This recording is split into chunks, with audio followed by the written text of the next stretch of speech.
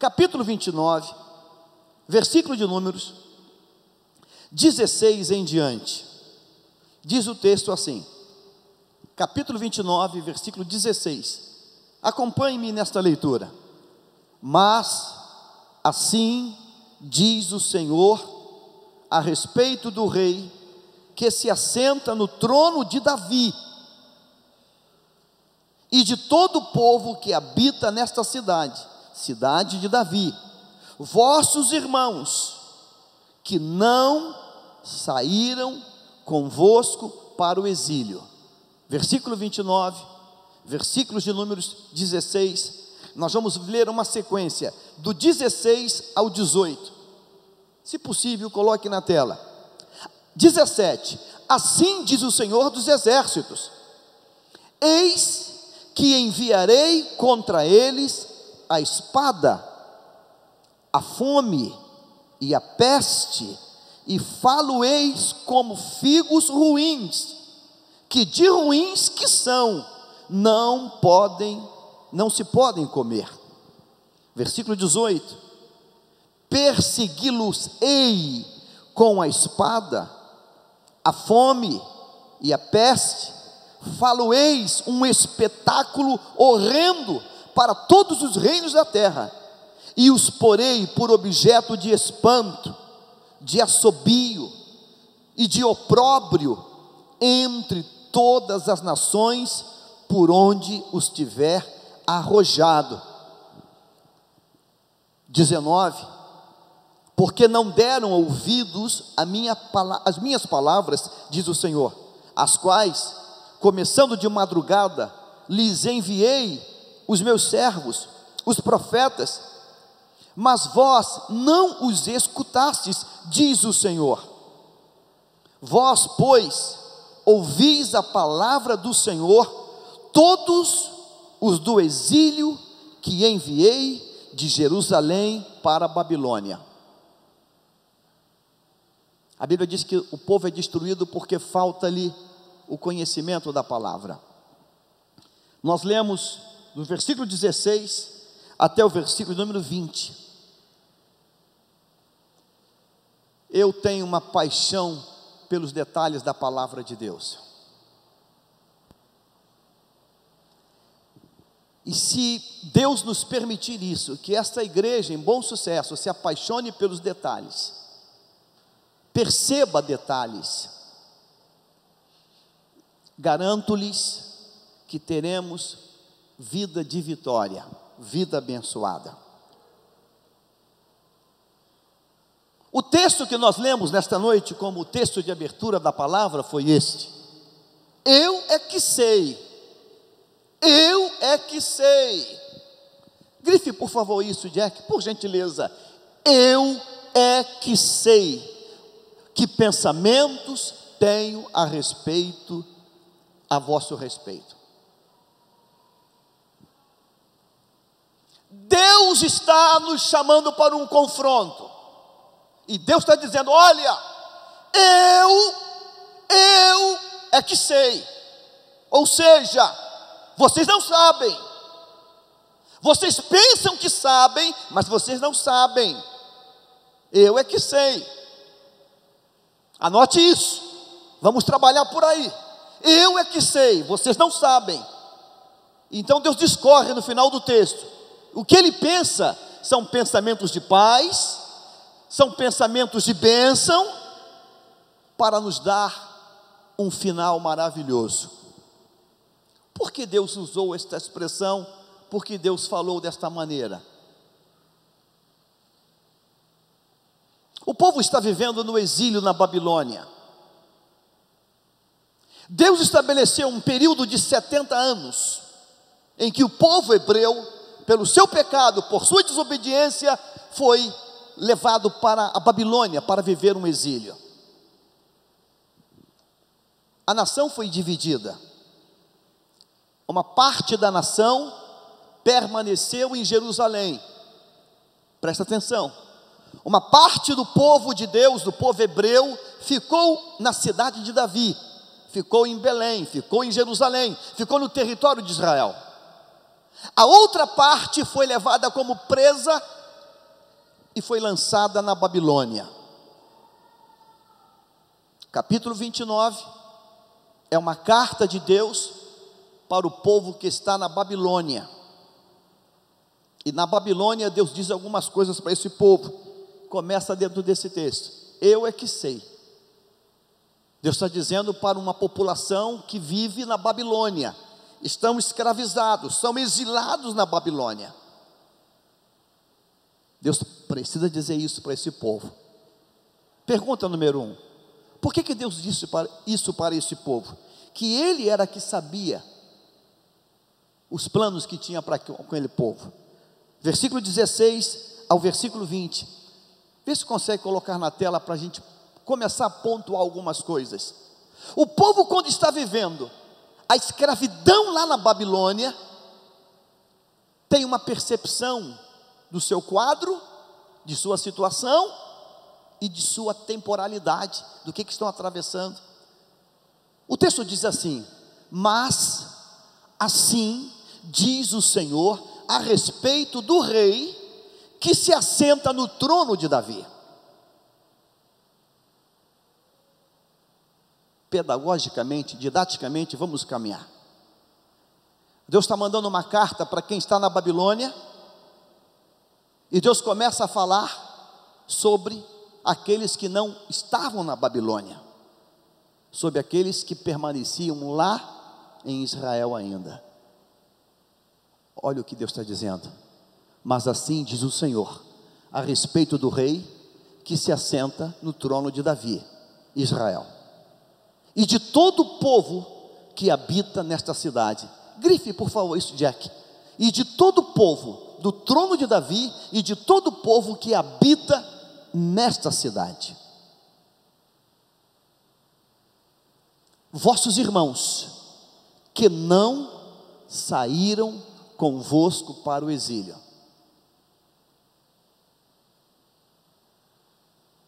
Presta atenção. Há uma parte do povo de Deus, hebreu, que foi levado para a Babilônia, está lá na Babilônia, escravos. Há uma parte que ficou em Israel. Não existe internet, não tem Facebook, não tem telefone celular. Então quem está em Israel não pode se comunicar com quem está na Babilônia, e quem está na Babilônia não interage, não se comunica com quem está em Israel. Mas os pensamentos fervilham. Os pensamentos fervilham. Os pensamentos se expandem. E quem está na Babilônia é tomado por um sentimento de inferioridade e começam a imaginar que não passam de um bando de miseráveis, de derrotados, de sofredores, e bom, bacana, legal é quem está em Israel.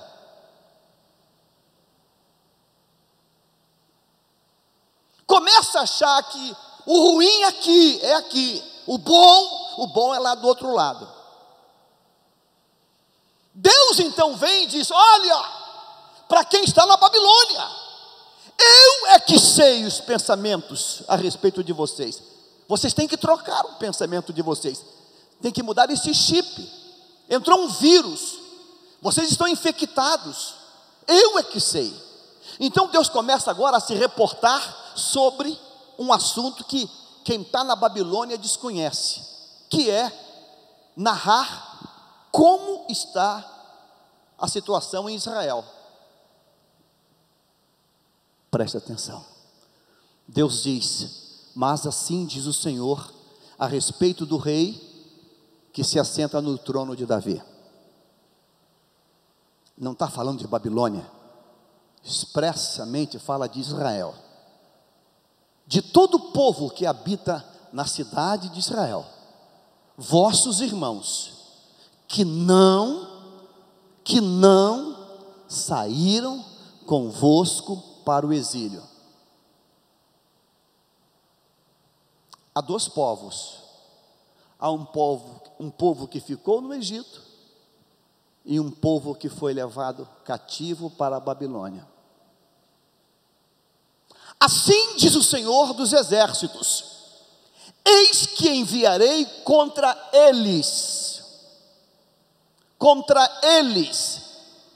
a espada, a fome e a peste. Falo-eis como figos ruins, que de ruins que são, não se podem comer. Persegui-los-eis com a espada, a fome, a peste.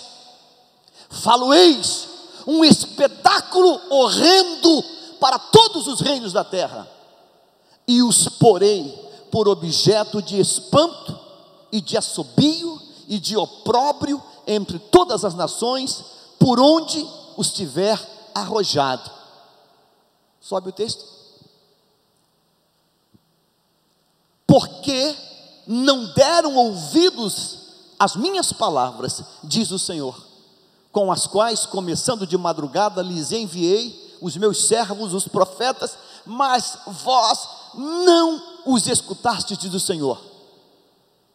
Vós, pois, ouve a palavra do Senhor, todos os do exílio que enviei de Jerusalém para a Babilônia.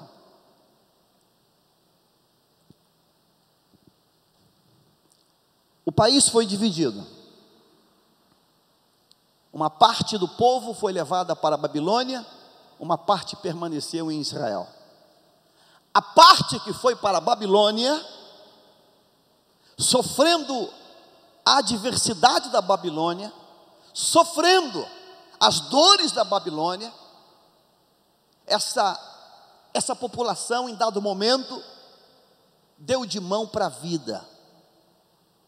Essa população, em dado momento, abdicou da vontade de viver, da vontade de construir, da vontade de vencer. E por que abdicaram? Abdicaram porque estavam vivendo o exílio na Babilônia, na adversidade. Aí Deus vem e diz no versículo 11 do capítulo 29. Deus vem e diz, especificamente para quem está na Babilônia: ei, vocês aí, vocês que vivem o terror da Babilônia, as dores da Babilônia, levantem a cabeça, porque eu é que sei que pensamentos tenho a respeito de vocês. Aquele povo que está na Babilônia, um povo de Deus, um povo hebreu, vive uma frustração, vive um sentimento de fracasso crônico que tomou conta daquele povo. E sabe o que esse povo começa a pensar? Que prósperos, que abençoados, que vencedores eram aqueles que não foram tomados para o exílio, aqueles que ficaram lá. Aqueles eram os prósperos. Aqueles eram os prósperos. Isso acontece o tempo todo, irmãos. Há um sentimento abominável dentro de nós que nos corrói, que nos persegue, que nos leva a pensar que está melhor, que está numa situação melhor sempre o outro. É sempre a outra parte que é a boa. É sempre a outra parte que é a melhor. Nosso emprego é o pior, nossa escola é a pior, nossa família, nossa vida financeira, nossa saúde. Há uma tendência em nós, e Deus quer nos libertar disso, que sempre bom, bacana, é o outro lado. É exatamente o capítulo 29 de Jeremias. O povo na Babilônia tem uma ideia errada do que está acontecendo. Aí quando o povo começa a achar que bom, bacana, é quem ficou em Jerusalém, Deus primeiro diz: vocês estão errados, vocês têm que mudar o pensamento de vocês. Eu vou contar para vocês como a visão de vocês está distorcida. Vocês estão achando que quem está lá está melhor? Então eu vou contar para vocês como é que eu vejo quem está lá, quem não veio. Ficou claro agora? Volta para o versículo 16. Deus começa a contar para esse povo como Deus via quem não estava no exílio. Assim diz o Senhor a respeito do rei e do povo que não veio, que ficou lá. E Deus começa a discorrer. Versículo 17: eu vou enviar sobre eles que estão lá espada, fome, peste. Falo-eis como figos ruins, que de ruins que são não se podem comer, não passam de um assobio. Não passam de um assobio. Quando nós, irmãos, tomamos decisões, a gente sempre age em cima do que nós estamos pensando, do que nós estamos achando, sempre. E a nossa concepção, basicamente, sempre ou quase sempre, é uma concepção errada.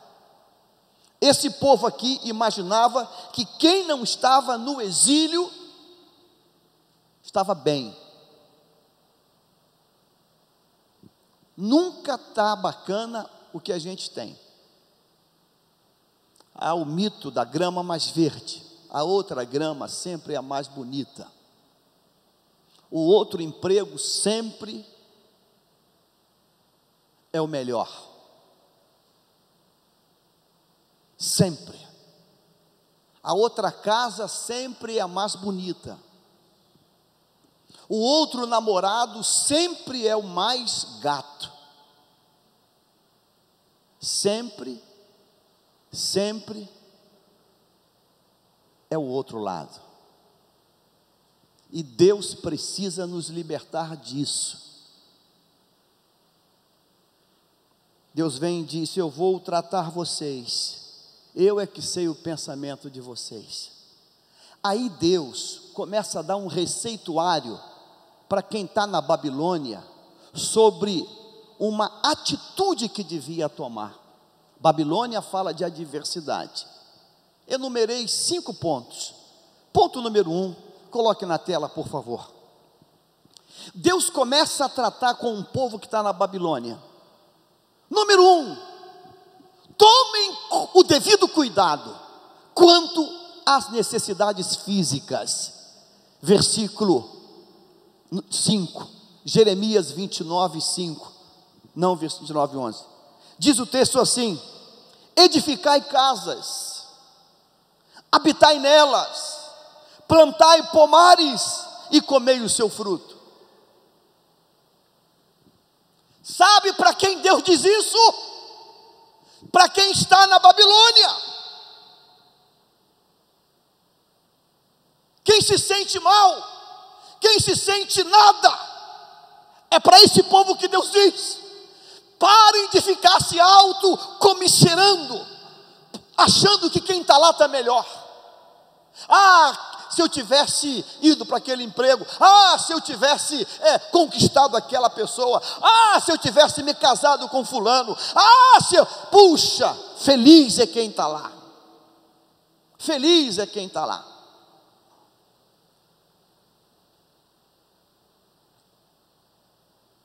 Essa semana eu conversei com uma pessoa que foi como que uma azeitona para essa ministração. O pai é um mecânico aqui no Rio de Janeiro, um baita de um mecânico. Ele contou que desde os 7 anos ajudou o pai na oficina, dominou todas as ferramentas, conhece tudo, muito inteligente. Da mecânica passou para a refrigeração. tornou-se um profissional da refrigeração. Um belo dia, ele decidiu que o Brasil estava horrível. Isso tem 10 anos atrás, 15 anos atrás. O Brasil estava uma droga. O último a sair apague a luz. Ele decidiu ir para a Europa, foi para a Espanha. Ele contou: pastor, Deus me levou para a Espanha para me quebrar todo, tratar comigo, para que eu pudesse voltar. Na Espanha ele disse que passou fome. Na Espanha ele foi humilhado. Corria de um país para o outro, foi até a Alemanha em busca de emprego, subempregando-se em atividades mil que aparecia por lá, trabalhando por um prato de comida. Mas para a família tinha que manter a imagem. Para a família no Brasil, afinal de contas agora estava na Suíça, estava na Alemanha, estava em Portugal, estava na Espanha. Humilhação, segregação, dores, trabalhando por um pedaço de pão praticamente. A partir daí foi um pulo para as drogas. Ele disse: pastor, a Europa está mergulhada nas drogas, é muito fácil usar drogas e comprar drogas. Enveredei no ácido, na coca, em tudo que é tipo de droga que se pode imaginar. Cheguei na beira do inferno, quando decidi cometer suicídio e acabar com a minha vida.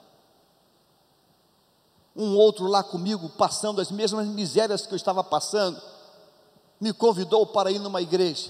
Estava tão doido que eu não quis ir, mas ele insistiu e eu fui assim mesmo. E naquele dia eu completamente afundado na miséria do pecado, sexo, drogas e humilhação, querendo dar um ponto final na minha história de vida. Uma palavra veio ao meu coração, me atingiu em cheio. Eu me prostrei, recebi Jesus. Ele me recebeu daquele jeito, mudou a minha vida. E quando eu me senti liberto, eu disse: agora eu volto para o meu país. E ele voltou para o Brasil, arranjou emprego na firma Brastemp para dar assistência em máquina de lavar roupa, equipamentos da marca Brastemp. E quando chegou aqui, a história desse moço começou a mudar, porque agora ele tem Jesus, frequentando uma igreja aqui no Rio de Janeiro, na Baixada aqui. Foi atender um cliente. Esse cliente é um homem muito importante no Rio de Janeiro, e disse: você é competente, quero que você instale os meus aparelhos de ar. E foi instalar para a casa desse homem, uma mansão no Rio de Janeiro. Esse homem gostou do trabalho dele, disse: eu vou te indicar, eu vou te ajudar, rapaz. Ele montou uma empresa, e hoje esse pastor, eu fui para a Europa, para a Espanha, amaldiçoando esse país, dizendo que esse país não vale nada, estava mal. E eu vi a morte diante dos meus olhos, eu me dava já como morto. Nós sempre somos assim. Que coisa é essa? O povo está na Babilônia, e está ali: não, bom, bacana, legal, abençoado é quem está lá em Jerusalém. São abençoados, nós somos malditos. Deus então fala: Jeremias, escreva uma carta para eles, eu quero tratar com esse povo na Babilônia. E Deus diz: olha, eu é que sei o pensamento que eu tenho a respeito de vocês. Primeira verdade dessa noite: no meio da tua luta, da tua prova, no meio da tua batalha, Deus está no controle, Ele que sabe das coisas. Aí Deus vem e dá uma ordem para esse povo. Olha a ordem que Deus dá, 29:5, você pode ler para mim? Vamos, 1, 2, 3. Não, vamos fazer mais bonito. Diz assim: edificai nela, plantais e com fruto. Vamos edificai casas, habitai nelas, plantai pomares e comei o seu. Para quem Deus disse isso? Diga assim, para quem estava na Babilônia. Para quem estava na Babilônia. Irmãos, nós temos que levar um sacode de Deus. Deus disse isso para quem estava na Babilônia. E sabe como estavam? Se sentindo as ovelhinhas miseráveis. Bom, bacana, legal, é quem está lá em Jerusalém. É quem não foi preso, quem não foi tomado para o exílio. Bom quem está lá. Será que eu também não faço assim o tempo todo, não? Amaldiçoando o lugar que nós estamos? Será que a gente não faz isso, exatamente isso? Se lugar horrível, se lugar é horrível, se aqui não tem nada que presta, isso aqui não vale nada, está tudo ruim, bom, bacana, legal, é lá, o outro lado que é bom, lá que é bacana, sempre o outro lado que vai ser melhor. Deus fala, vocês têm que parar com isso. Princípio número 1, aí na Babilônia, comecem a edificar, edifiquem casas, habitem nelas, plantem pomares e comam do fruto aí na Babilônia. Deus é poderoso para mudar a tua história aí onde você está. Amém? Amém? Deus é poderoso. Deus é poderoso. Deus é poderoso. Durante anos tivemos aqui na igreja um funcionário, hoje já é um pastor, trabalhava na obra, como encarregado da obra, isso ainda no tempo de Pesqueira, construímos juntos Porta Formosa e outras congregações, acabou a obra grande, e nós desligamos ele, e a igreja deu todo o direito dele, e eu falei com ele, abençoado, por que você não pega esse dinheiro, em vez de você procurar outro emprego em obra, por que você não começa um negócio onde você mora? Complexo do Alemão. Começa, empurrei, de cascudo, começa. Ele ouviu, hoje é empresário, de um pequeno negócio, hoje ele é dono de prédios, hoje é uma grande loja de material de construção, uma não, algumas lojas, e toda vez que me encontra me abraça, e diz, obrigado pastor, a gente passa a vida toda só amaldiçoando a nossa terra, e foi naquela terra, que esse homem prosperou, e que Deus o exaltou. A ordem de Deus hoje é esta: edificai casas, habitai nelas, plantai pomares, e comei do seu fruto. Você recebe isso hoje, amém? Amém? Então essa casa velhinha, essa coisa que está meia feinha, acredite, que Deus muda essa história.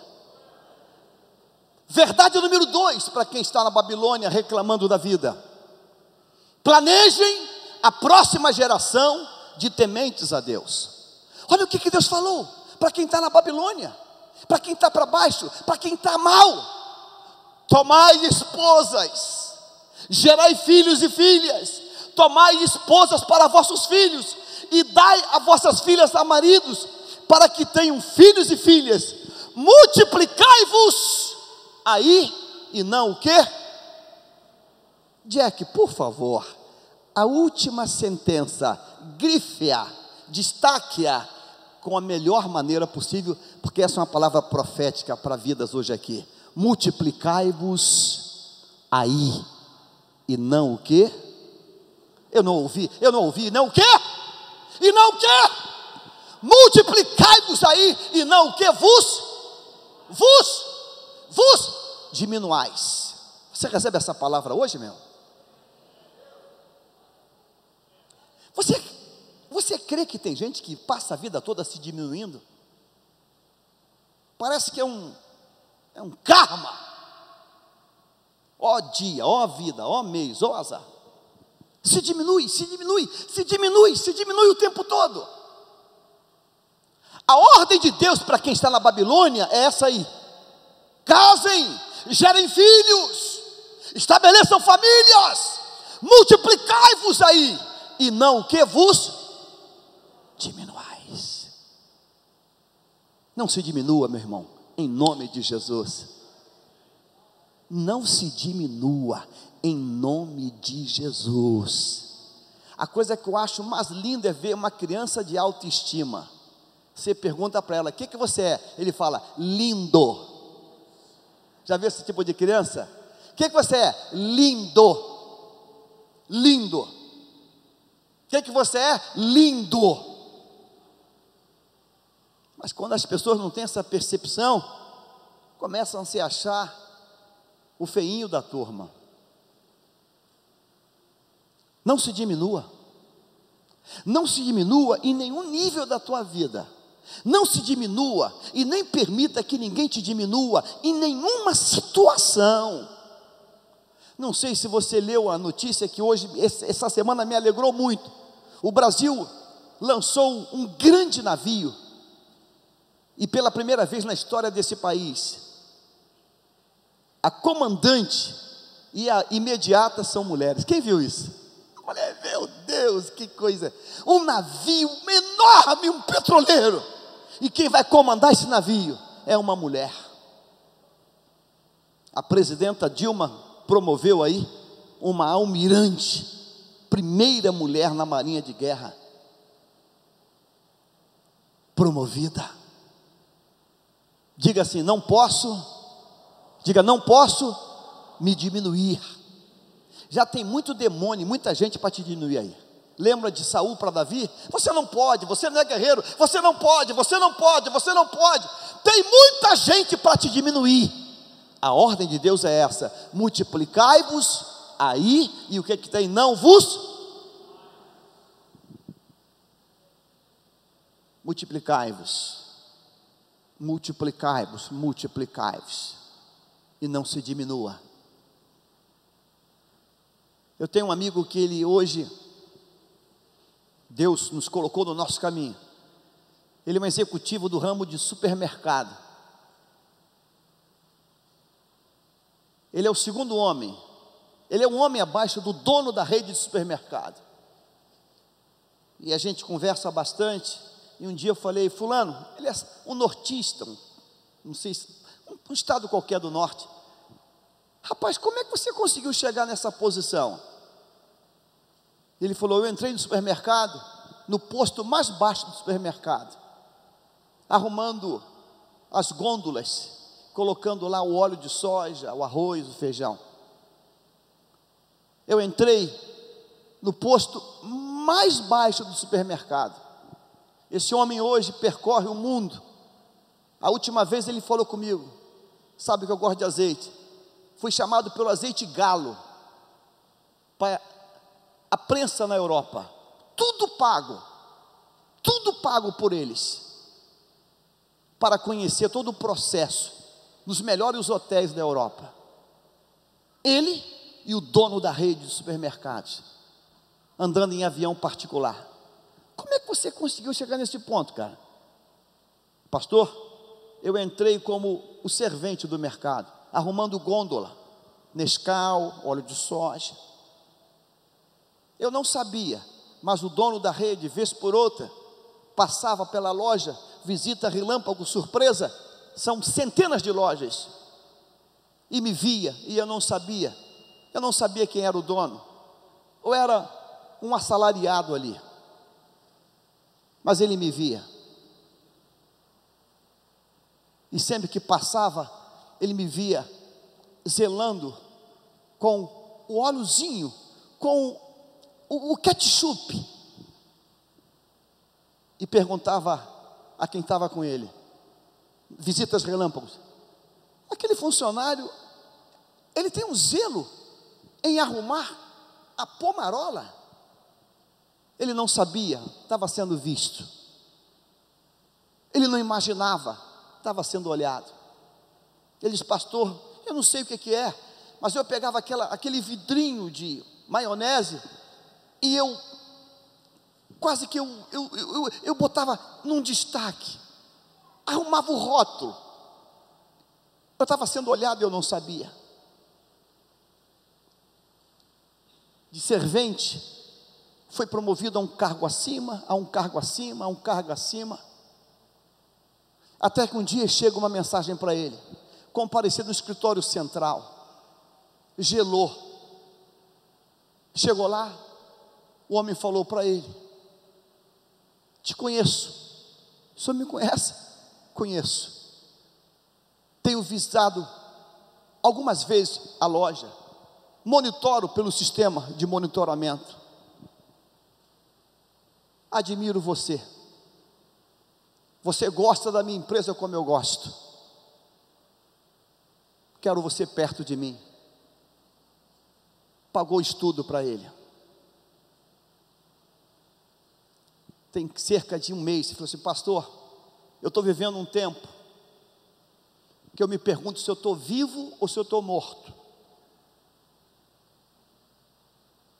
Manda para o aeroporto pegar um jato do presidente da empresa para me levar para o Chile para negociar. Ele diz assim: eu confio em você.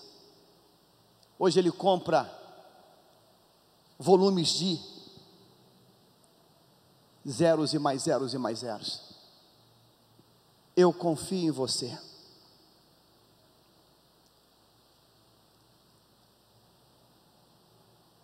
Você olha para ele, é aquele nordestino nato.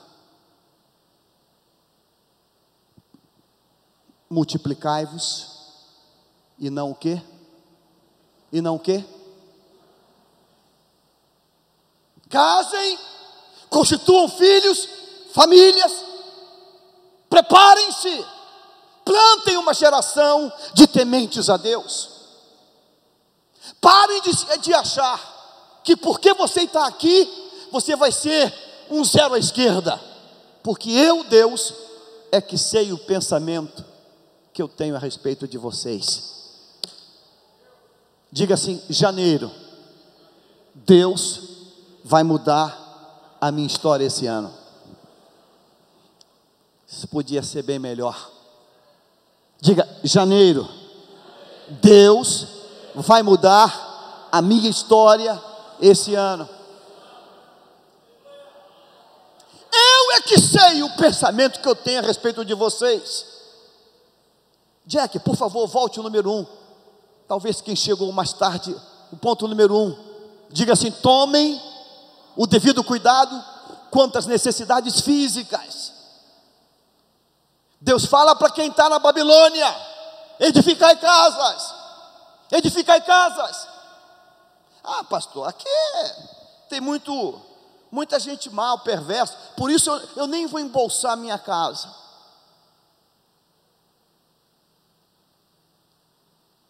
Essa semana eu atendi alguém que me deu vontade de pegar um gato morto e dar com um gato morto até o bichinho miar.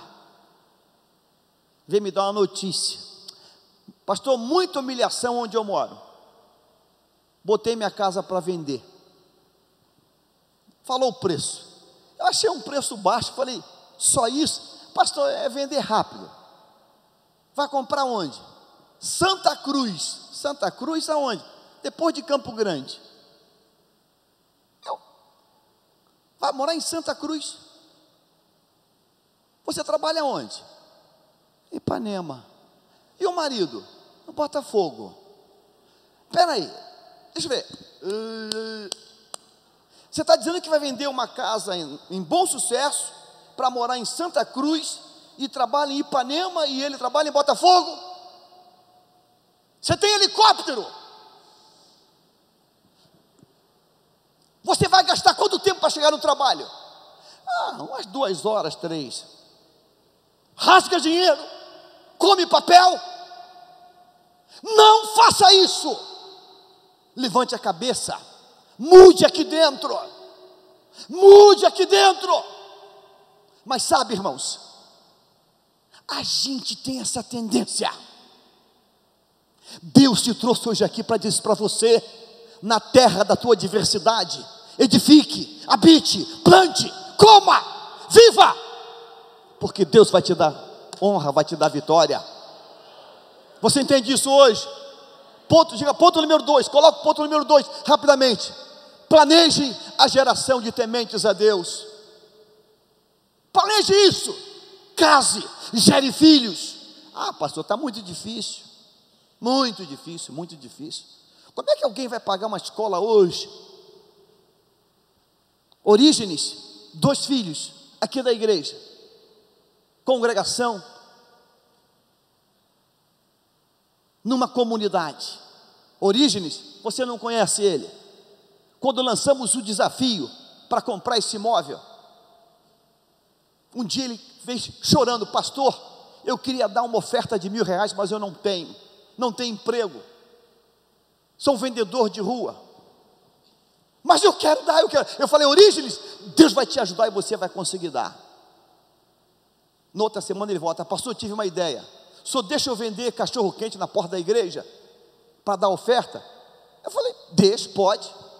Orígenes vendeu 5.000 cachorros quentes e trouxe R$5.000 de oferta, em 97.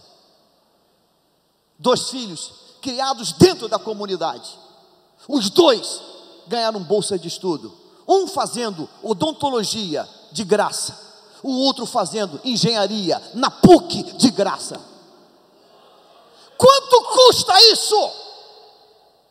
Ele falou, os filhos falaram: pastor, eles ficam rindo para mim quando eu digo que eu moro numa comunidade em Inhaúma, porque eu estudo com filhos dos bacanas do Brasil, nunca viram uma comunidade.